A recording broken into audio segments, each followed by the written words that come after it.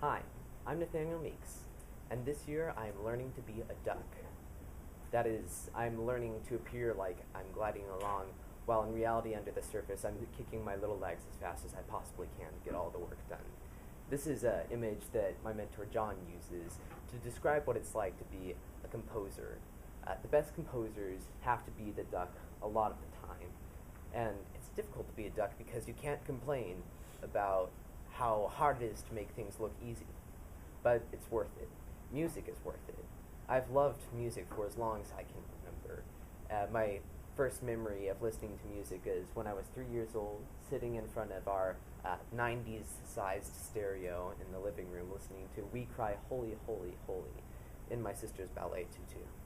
Unlike my fashion tastes, my music tastes haven't changed very much since then. This year, in ISM, I'm again studying composition under the mentorship of John Hunter. I chose to complete a second year of ISM because last year, when I was able to work with John on my digital audio workstation rig, I got really good experience on the technical side of music composition. Learning how all the software and hardware setup worked was very beneficial to me, and it's going to help me a lot in the future. I chose to study music again because I'm fascinated by music's ability to tell stories and conjure up secret emotions in the audience.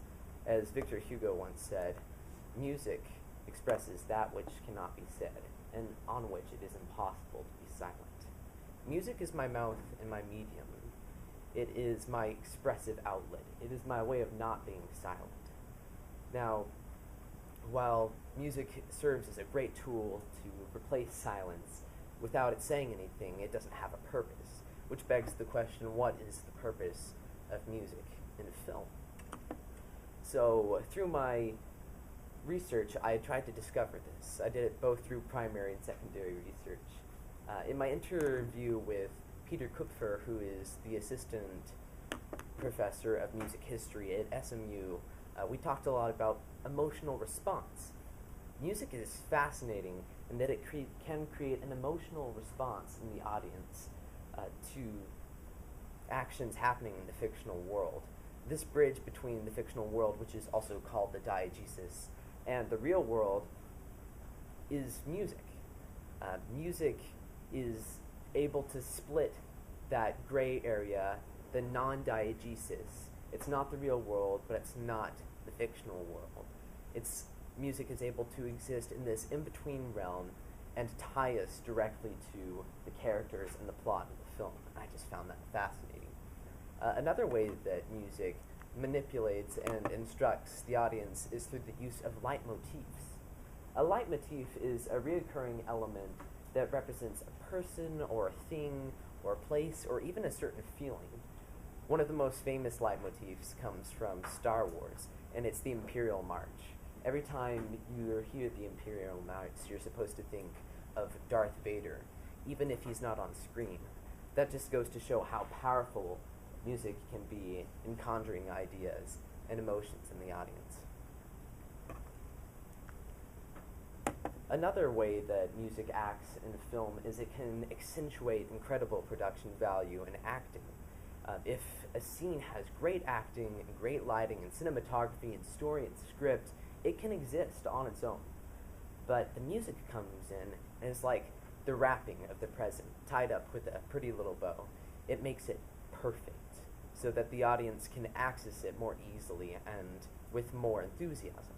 When the acting and the production and the script, special effects, when all of that is not in line and music is still in the scene, music's job is to sort of save the scene, to capture the audience even though what is being presented to them is of a lower quality. Now, while the purpose of music in film hasn't changed very much, certain techniques and styles of film have changed. I did a research assessment on the film score actually the television score for the Duffer Brothers' Stranger Things. And there's something that's very different about this score than your typical television or movie score.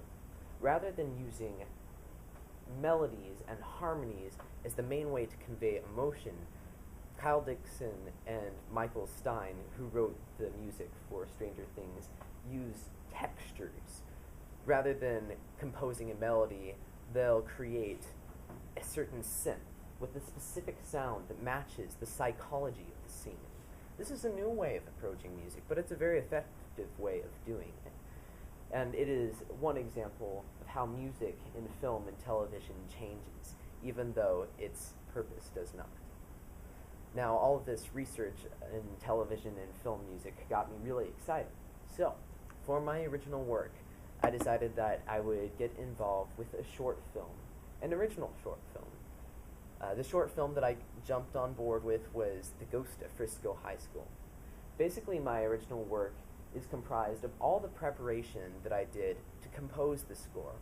This includes all of the character themes that I wrote out as short little sketches, and also a synth catalog that helped me later on when I was actually composing the soundtrack for the film.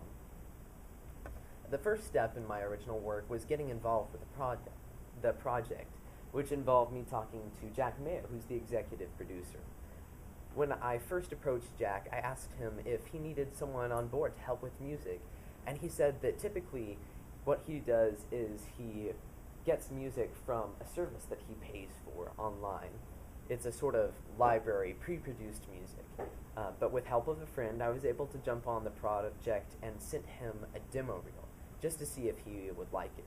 This is something that I'll have to do when I'm also auditioning for other spots in real films and television. After listening to my reel, Jack really liked it and sent me the script so that I could be part of the project.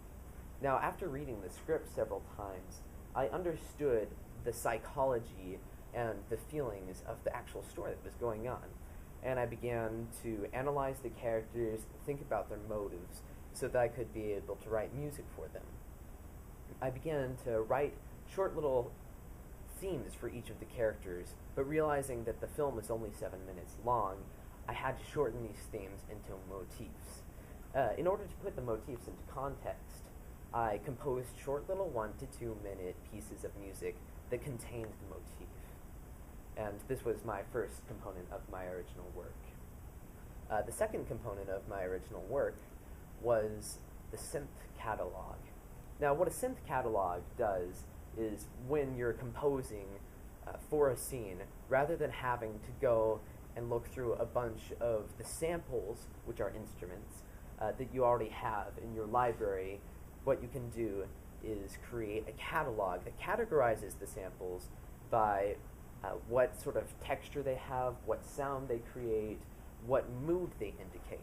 I did this with a lot of synths for Ghost of Frisco High School, looking for which synths would apply to which scene that I had read about in the script, and it proved to be very helpful when I actually went and composed the score. The biggest part of my original work is the experience. That's what I got most out of it. One thing that I thought was fascinating was the evolving way that, well, the way that themes could evolve, the way that motifs could evolve. There's a certain four-note motif that represents the antagonist in the film. And it goes right here. This is my little four-note motif, if it'll play. Yeah.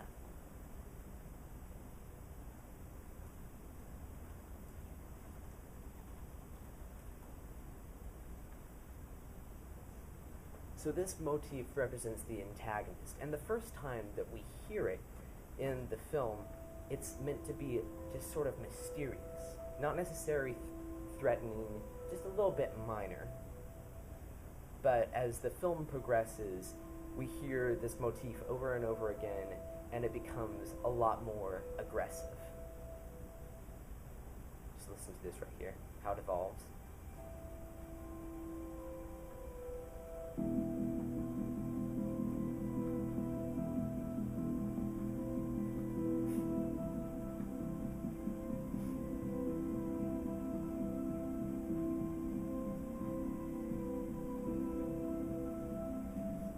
So one thing that I thought was fascinating was how one little motif that represents a certain feeling can evolve and mean something completely different.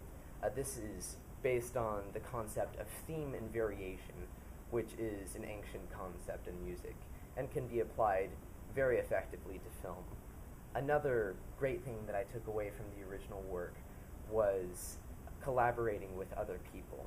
This project, The Ghost of Frisco High School, involved at least 50 other students who did makeup and lighting and acting, wardrobe, directing, script writing. This was a very big project, and it was a privilege to be able to be part of something bigger than just me sitting in a studio composing a little tune. This contributed to a group of students that I've been working on something for a very long time. And it was also a really great experience because I'm going to be repeatedly doing stuff like this in college, working on student films.